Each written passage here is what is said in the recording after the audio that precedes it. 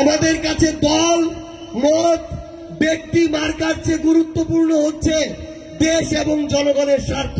বিগত অর্ধ শতাব্দীর বাংলাদেশের রাজনৈতিক কালচারে জনগণের ক্ষমতায়নের নামে আমরা শুধুমাত্র নেতাদের ক্ষমতায়ন দেখেছি। আমরা মনে করি আগামীর আমাদের যে স্বপ্নের বাংলাদেশ, সেখানে জনগণের অধিকারকে চাওয়াকে প্রাধান্য দিয়ে যদি আমরা নতুন বাংলাদেশ গড়তে চাই, তাহলে আমাদের জনগণের কাছে ছুটে যেতে হবে।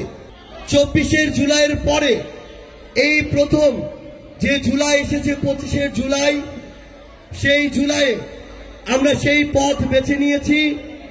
এই জুলাই মাসে আমরা এনসিপির কেন্দ্রীয় নেতৃবৃন্দ বাংলাদেশের 64 জেলায় পদযাত্রায় বের হয়েছি। ওয়ালটন এখন দেশের সীমানা পেরিয়ে পৌঁছে গিয়েছে 50টিরও বেশি দেশে। ওয়ালটন, ঘরে ঘরে, বিশ্বজুড়ে। আমরা যখন আজ মাগুরা থেকে নড়াইলে আসছিলাম, আমরা একটা রাস্তা দেখলাম। এটা কোনোদিন একটা জেলা থেকে আরেকটা জেলার সংযোগ সড়ক হতে পারে না। একটা রাস্তার এত বিধ্বস্ত অবস্থা, মনে হয় এখানে গাজার যুদ্ধ হয়েছে। তো এই যদি হয় বিগত 16 বছরে আপনাদের উন্নয়ন, আমরা তো ভেবেছিলাম খুলনায় এসে উন্নয়নের গণজোয়ার দেখতে পাবো, কিন্তু আমরা যখন দেখি এই নড়াইলের মতো জায়গায় এই রাস্তাঘাটগুলোর এই অবস্থা, একটা শহরের এই অবস্থা, তখন আমরা ব্যথিত হই।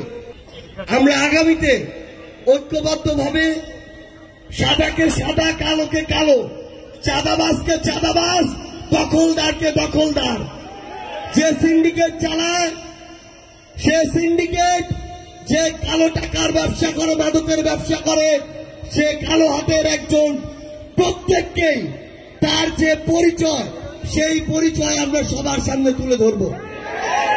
আমাদের কাছে দল মত ব্যক্তি মার্কার চেয়ে গুরুত্বপূর্ণ হচ্ছে দেশ এবং জনগণের স্বার্থ। কেউ যদি এই নড়াইলে চাঁদাবাজি করে, তার সবচেয়ে বড় পরিচয় সে একজন চাঁদাবাজ।